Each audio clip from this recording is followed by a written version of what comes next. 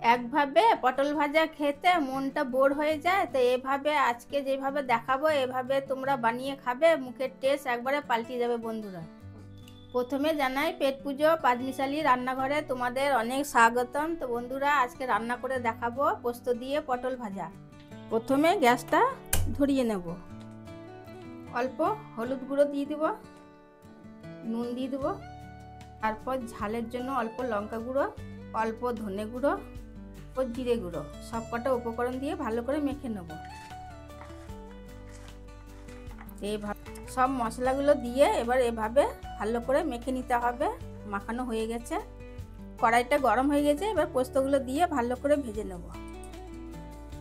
এবার নাড়াচাড়া করে ভালো করে লাল করে ভেজে নিতে হবে। পোস্তটা লাল করে ভাজা হয়ে গেলে এবার পোস্তটাকে তুলে নেব। পটলগুলো ভাজার মতন এবার পরিমাণ মতন তেল দিয়ে দিতে হবে। তেলটা গরম হয়ে গেলে প্রথমে আমরা হিং দেবো, তারপর পাঁচফোড়ন, এই দুটো ফোড়ন দিয়ে দিতে হবে। তারপর মশলা মাখা পটলটাকে দিয়ে দেব, দিয়ে ভালো করে নাড়িয়ে চাড়িয়ে লাল করে ভেজে নেব।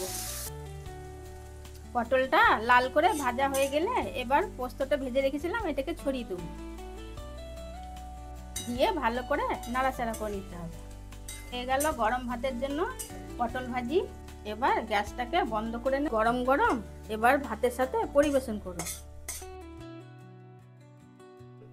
এই ছিল আজকের রেসিপিটা যদি ভালো লাগে থাকে বন্ধুরা একটা লাইক একটা শেয়ার করে দিও, কমেন্ট করে জানাতে ভুলবেন না। আর পাশে থাকার জন্য বন্ধুদেরকে অনেক ধন্যবাদ।